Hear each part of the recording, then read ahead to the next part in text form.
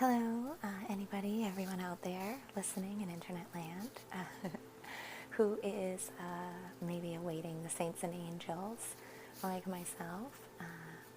Reading for today, Friday, September 27th, 2024.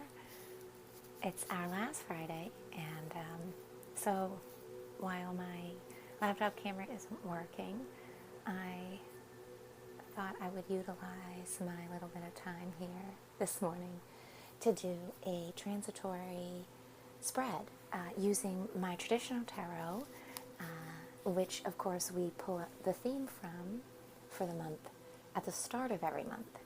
So our theme that we've been working through for September was the Empress. Just in case anybody needs a refresh, or maybe you're just hopping in to listen today, welcome. The Empress and herself, I'm not going to get too into. I want to try to keep this little audio short and focused on the reading. The reading is absolutely amazing. So I knew I was going to do a quick audio on Telegram only and just share a picture and maybe do a write-up as a blog if I could this afternoon. But when I just got the cards, I was just blown away. So I knew I wanted to just make a quick audio that was going to be a little too long to just hold my thumb, like on Telegram, or even to load as an audio, I thought I would put it here, and this way I can share it over on YouTube as well, because I do put those Friday videos up on YouTube, so people might be interested to hear the wonderful messages that came through for this transitory week. As we approach October, I sat down for this reading to sort of reflect under the great theme of the Empress that we've been working through all month, right? To do a reading that would be reflecting around how we work through the lessons this month, and what this coming next month is going to be, kind of have in store for us. If you're not new to my channel, and especially not my readings, then sometimes I do these transitory readings between the months. And a lot of times I do a 4-card reading in this certain spread placements that I like to use as a guiding points to work through. It's kind of why I call it a transitory reading. And as I sat down this morning, I was like, I wasn't sure if I was going to do a 5 or a 4. But as I sat down, I just said, I'm going to stick with the 4. I really enjoy using that particular spread. And when you see the pictures, you'll obviously see the spread. But if you're not new, then you know this one already. As I was shuffling and I chose the cards, I still had this kind of lingering. And as I had chose the 4th card, I sort of felt a 5th, but I shuffled it up and I kept shuffling, and I said to myself and to the cards, is this me, again, a little bit over the top, overly seeking too much external confirmation and validation when I should be just settling for my own knowing? That's been one of my huge lessons for the month with the Empress. And I'm not going to get too tied up into a side avenue on that, but that is my own kind of reflection. And so I was kind of asking. And as I went to just shuffle and put them away, the last shuffle, boop, one card was kind of angled outwards. And I was like, okay, all right. And I stuck it up there. And so, we have a 4+1 card reading. And I also really all week wanted to talk about and introduce kind of this mandala card that I had pulled for myself. I didn't share it earlier on the channel. I love it a lot. And I had quite a few different workings, these little epiphanies that came from this card, and the beautiful song that it inspires. I write a lot of poetry. I don't anymore. I used to write a lot more.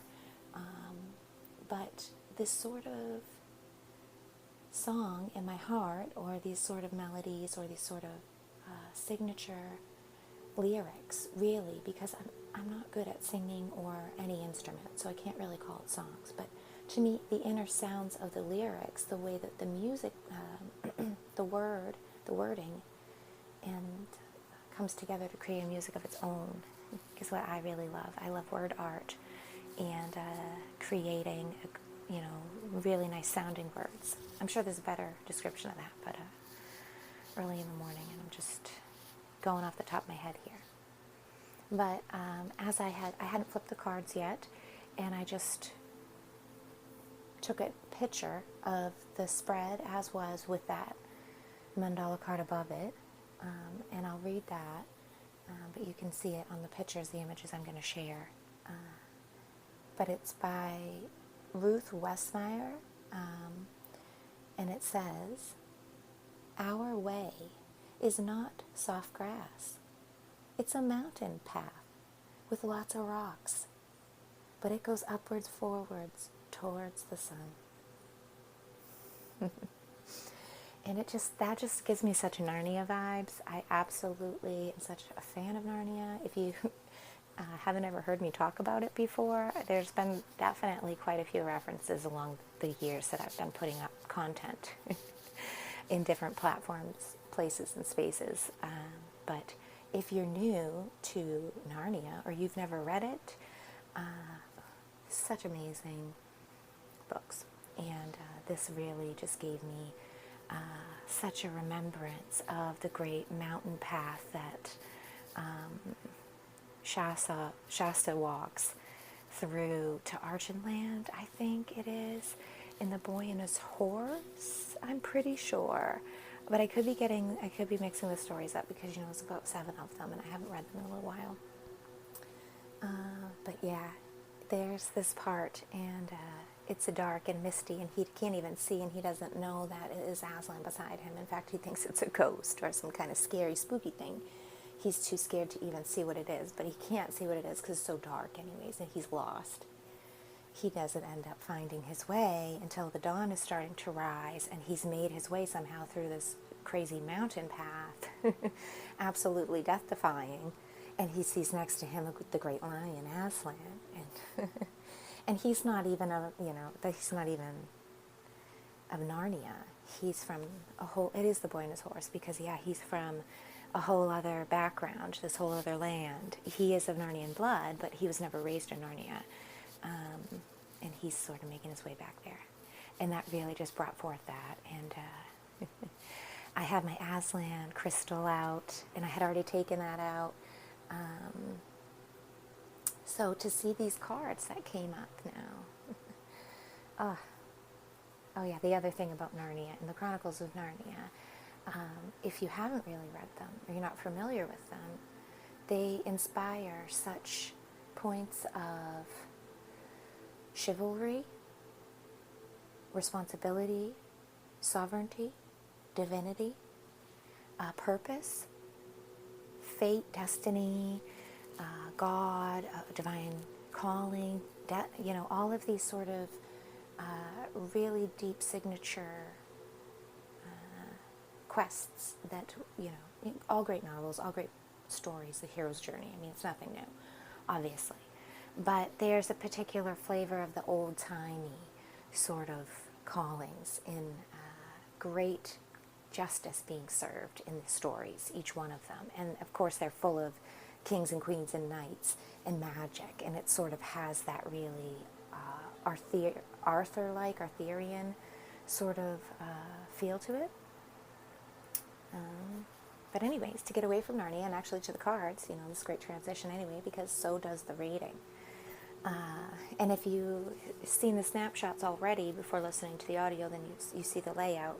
For those who are maybe just listening to YouTube and haven't seen the images, they'll be on the community tab. But as the cards, I'll read them aloud sequentially. So we have card number 1, and I'll go through the placement just for anybody who is new quickly. The first card, typically in this spread that I'm using today, My first card is the signifier, and it signifies the moment. I choose in my spiritual divination practice and in my own teach learning experience that I have with the cards and with my own practice and myself. I don't really use that word, and for me, the signifying card, it doesn't relate to the external person, sort of the questioner, always, or specifically when I say that. It means this signifying event, topic, or concept that those in spirit, saints, angels, our ancestors, wrong guy, hold on. Another reason why that's so nice with the audio that I use, I can actually pause and stop and come back to it. In the video recording, I can't do that anyway, so it's wonderful that that happens. Sorry if there is a bit of that background noise. I can't help it, and I'm sure it's not too distracting anyways. But to get back onto the topic of the reading, right? The first card to me, the signifying card, signifies what the cards would like to speak about. It's not always exactly what you've asked either. This is why I feel and I teach and I love to come to readings with this sense of partnership and communion, creating an open space and environment where it's a co-creative and, openly, freely offered place and space of energy, to where our audience is freely offered, and to where the cards can speak through what they'd like to speak on. When we ask a question, sometimes we have a specific answer in mind, and we want to know if the card's going to confirm it or not. And that's a very wishy-washy place to try to do a reading from. Imagine it's like in a partnership, if you have a certain thing in mind that you want to do for the day, and you go to your husband and say, well, what do you want to do for the day? Or, he could have a whole different thing about what he'd like to do for the day. And if you don't say a specific thing in mind already, but you have that thing in mind, right? When he doesn't confirm it, there's a lot of distortions and confusion that can set in, misinterpretations, and poor alchemy that can be really negatively overall collected and sort of become problems or just feel bad. When in fact, if you had just phrased the question differently and said, hey, I really would like to go to the park today and do this, would you like to do that too? He might very well just say yes. And as long as there's an open communication between you two, where there's not this feeling of guilt and coming with all these prior expectations and assumptions, that he has to confirm what you want to do too. If you have an open relationship where he could say, no, he doesn't really like that, how about doing this today? And you would freely also be able to accept his switch up. This is what positive communication is all about, allowing input of information from many different directions. And when we do that, not allowing it to impact our own feelings, instead allowing a freedom there that we could actually give ourselves the chance to assess what they brought. Don't stake our stakes in so hard that we can't pull them up to assess somebody else's without all these hard feelings. If we keep things gentle, it's more easy to move around, because in fact we should want to do what feels great for everybody. And if somebody doesn't want to do what we don't want to do, or if the cards don't want to speak directly on what we are asking, perhaps, right? And if you want to keep an overall positive alignment in your readings, like I do, I don't want infringing entities just coming through the cards. I'm not seeking some sort of confirmation of a definite in front of me. I like to leave an open space. The cards can choose what they'd like to speak on. Because when spirit, information, frequencies, and downloads come in, it all depends on what the gateway, what your filter, what your expectations are of information coming in that allows that, right? And so I'm trying to leave an openness for the cards to speak on whatever they'd like to, and speak through them in a way that they would like to. And by leaving a question very open and not allowing a signifier to be pinned down, and instead allowing it to be the signifying concept that cards would like to speak on, I feel that that is the best approach. So sorry to get a little off center on the reading and to do a little teaching moment here and explaining about my own perceptions, but it does play a big impact on the reading. And so I'm going to try to go through the cards sort of quickly, not too quickly, because this reading is amazing, but also I'd like to leave the images and the variabilities of the card meanings up for people to interpret on their own, because as I asked for the cards, this is a collective and individual reading, and so there's a dual aspect to this. There's the collective message that we're seeing showcased in the mainstream and in the big screen, or whatever you want to call that, and in larger communities and in a more out there, external, direct world sense of collective around you. But then there's also the internal, inner message for ourselves in our own journey. And I really don't want to send out too much of my own inner distortions, and I'd like to really let people hear the cards and see what they are for themselves, sort of. So card number 1, like I said, is the signifying card, and it is Justice. Card number 11 in the Major Arcana. What a beautiful message. And we see that displayed in so many layers happening, rolling out everywhere, bubbling everywhere. The water is boiling, as I've been saying, and the steam rising is justice. It is that, or the bubbles popping of itself are all these little justice being called to light, truths happening, light being cast on all these shadows and then escaping, evaporating, going where they do, and hopefully returning to light and source, choosing to do that, not choosing an inward further escape, but they can and choose to do that. That's a huge message about the number 11. It is that gateway. It is those pillars standing next to each other, creating a door in between, creating the choice to walk through, to know your mastery, to know you're ready for your next level. That is your choice to step into or not. And that you are sort of the judge of that, ready? But as the judge of yourself, you must remember that as a fractal source of God, you stand in judgment of Him as well, as ultimate judgment. And so that's the overall theme, the overall messages that have been for this month, and that we'll see playing, into October, and so moving into card number 2, this card is always horizontally laid, and I usually see it as sort of a hurdle or obstacles, and the cards are letting us know either it's something that we've made it over well and it's a pat on the back, or it's something that perhaps we have really clumsily made our way over and they are saying still, pat on the back, good job, there's many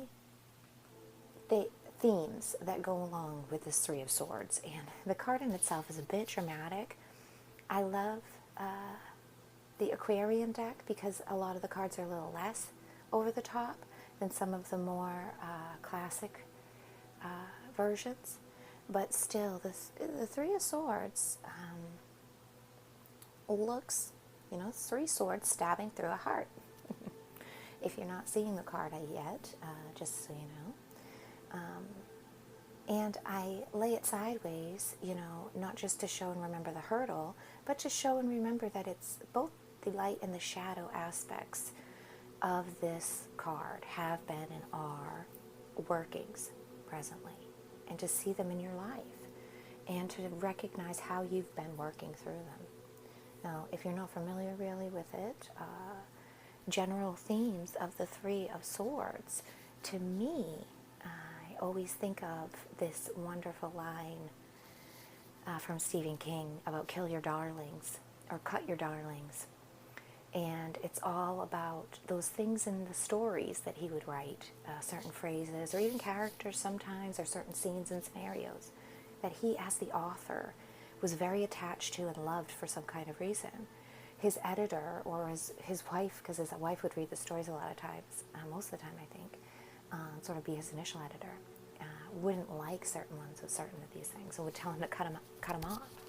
And for him to learn as the author to not take that personally and to not feel it as a stab through the heart that's a direct thing for you, but instead to understand that not everybody likes everything the way that you do, and that as a creator of content, as a writer of the book, say, you're writing for an audience, and your audience is many different people, and they have a right to their likes and dislikes and opinions.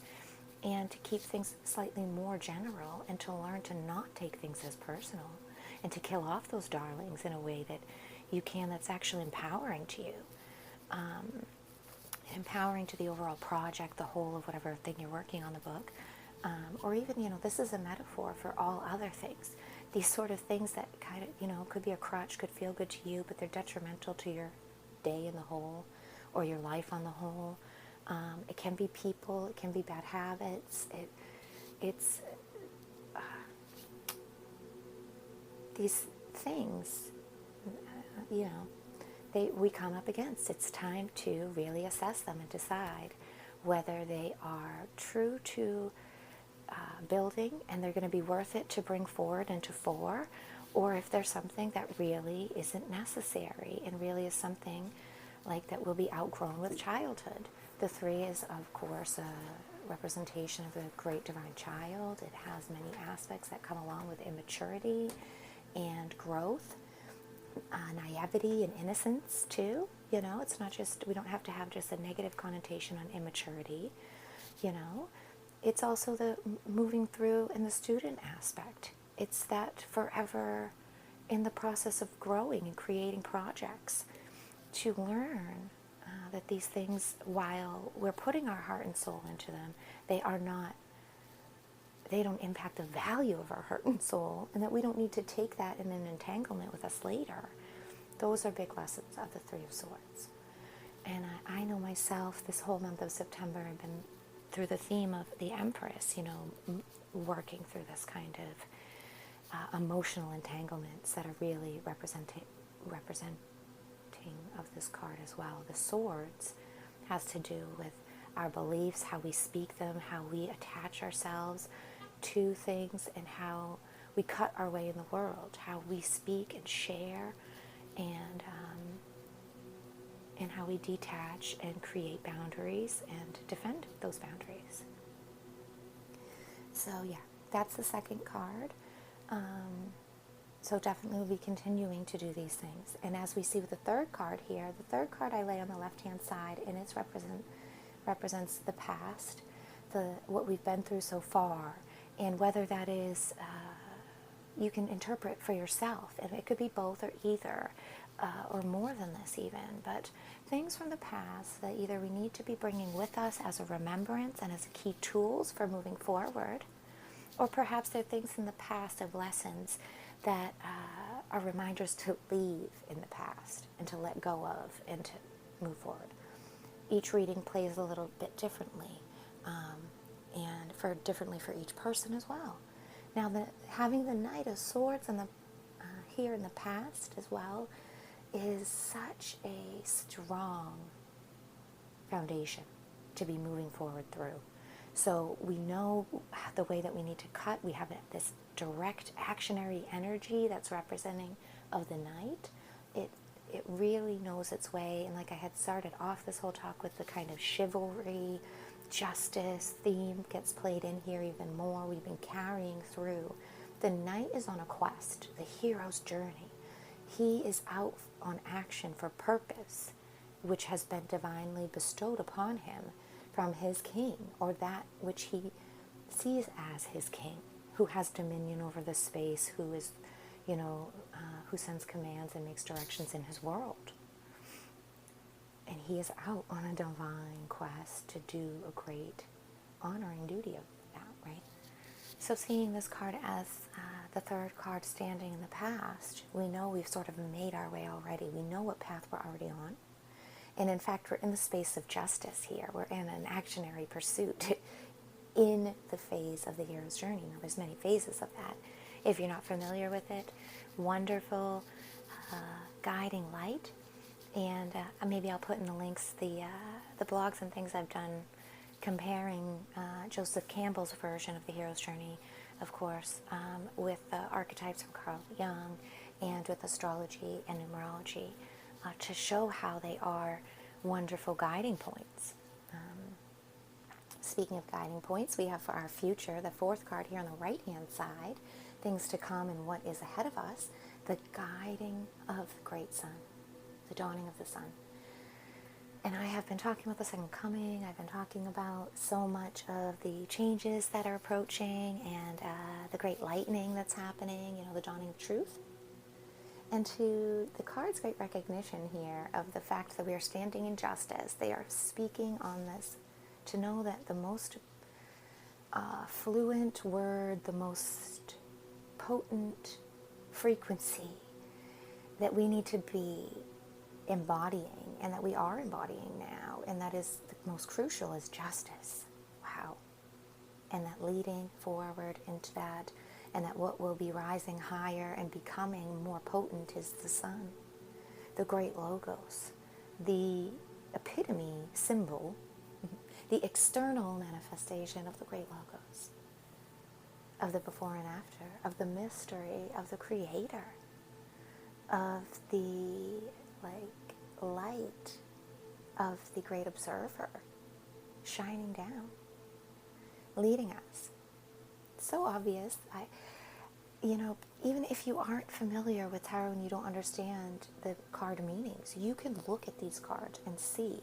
It's a powerful spread. I said it to my husband. He had come in, we're pausing recording here. And I said, wow, and across, like I had said, this is a collective and an individual reading. And it's just so hopeful. It's so inspiring. It is, what an amazing, strong energy to be sitting within right now here as we approach October and all the transitions and times that we're coming into. And to speak on the fifth card here, before we close out, I was so just tickled. I just laughed. I just giggled when I just saw and I pulled out this. Well, I finally flipped it, because it made me laugh when it popped out. And I just said, you really? Okay. Persistence. I love it. I love how, the cards will tell me, and so when I flipped it over and I saw it was the Nine of Pentacles reversed, I just thought, wow, it's not going to be the way that we expected. It's not going to pay out in the way that we expected at all. And we just had this theme, in fact, in August, and it's so interesting. My own personal synchronicities, and I don't want to get lost in personal rabbit holes and kick around too much more time here. But I have been on a great quest and understanding as well, of relaxing into and knowing with great faith and truth that all things are as they should be, and that everything is really, truly aligning for my highest good. And that even though and even when the circumstances seem like not as I've expected, they can be even better than And many times now that I'm allowing and seeing, they are. And to be able to get out of that pigeonholed, really direct first person, micromanaging expectations of what my goals should be, what the outcome of it should be, what the retribution and the payment, what the completion should look like. What all these things the Nine of Pentacles really sort of represents. We have these sort of things get pinned up on our cork board, on our vision board. And it's like we won't settle for anything except for that specific red Corvette with the top down, whatever it is. So much so that when we get handed, a different car, we're like, no, I don't want that, because, my blessing didn't come in because I wanted the red Corvette. I didn't manifest this because it's a different whole other car or something. And we're doing two things there. We're not recognizing the co-creation of our realities there, and we're limiting ourselves because we're not recognizing that we did actually manifest a vehicle that is something we wanted, right? It's the generality of what we wanted. It gets the job done. It gets us to go where we wanted, which is the initial intention of what we want for the vehicle, right? And we're limiting ourselves, and we're cutting off and saying we didn't do the manifesting there. And then we're also limiting and cutting off the inspiration and intuition of spirit, source, infinite intelligence out there, God, who has already had the plan of how, who's already decided to gift you what you've asked for. We're limiting the partnership and the gifting there, and saying, when you say you only take certain types of receivership, you limit the gifter as well. And God doesn't do that. Positive systems don't do that. Organic free offerings are given as the giver sees fit. They give the gift that they have within them to give. And we honor their giving and their trueness of their gift by receiving the fullness of what they've chosen to give, and honor, and appreciating it as it is. And when we don't do that, it creates negative ripple effects. When in fact, perhaps if, say, you wanted to look at it, if you were grateful for that car, whatever it was that wasn't exactly what you wanted, somehow you were gifted some other car, a totally different version, maybe you won it, or whatever happens, some crazy circumstance that you got card, except it wasn't the Corvette you want trying to manifest. If you kept that high positivity and you said, wow, thank you, God, I needed a vehicle, this one's amazing, it will, it's better than I even thought it could be, and embrace that vehicle, two different great things could happen. Either you choose you love that vehicle better than the Corvette, and maybe it comes in handier than a Corvette could have, or maybe like something happens where somebody's like, oh, I really need that car, I really loved that one, and I have this Corvette, how'd you like to switch it? I'm so tired of my Corvette here, do you want it? I wanted that Jeep, or whatever it is. You don't know. And then that person you do the barter with could have become a great friend. They could have had some kind of knowledge bit for you. They could have had a spiritual unlocking for you. You can be a part of great pay-it-forward organic service and doing service to the collective, the osmosis of positive spreading that needs to be happening all over our collective now. You could be embodying that and showcasing that through action by listening to your intuition and allowing spirit to truly lead you. Not by limiting it, saying, oh, from the very beginning it was never the Corvette, so now you're not even open to it, and now you just boo-hoo about the car, and maybe you end up getting in a car wreck, or maybe the car gets taken away from you for some reason, or you just sell it and have money, and then you're in a bad, you give up on trying to manifest and whatever. I hate to even play out all these, but there's many different scenarios when we limit the expectations of what completion in a physical manifestation state looks like. The Nine of Pentacles in August was a huge working and unlocking for me then. And that was, an onion layer peeling of the other huge workings that's been over the last few years for me, truly. And I'm sure many of us have been on this quest and are understanding their own unlockings. And so, like I said, I really want to leave this without talking over too much and getting into the card placements and meanings too much. I might do a write-up to add a little bit of generalities for my own notes and book on some more meanings for the cards, for people seeking more synonyms to relate to the themes and concepts that the cards embody, so they can do their own internal seeking to see which of those kind of resonate and maybe birth through some more connects in that kind of way. So if you're interested in that, you could look forward on my Telegram channel later, perhaps in the day, for a quick little write-up to go along with some images. Thank you so much for giving me your time and for listening to this reading. I hope it's inspiring. I'd love to hear your own personal tidbits or your own intuitive understandings. If you've got them and they're different than mine or deeper, send me a message, leave a comment if you'd like others to hear it too. That's always great. And yeah, I guess I will hopefully see you later for the Friday Saints and Angels.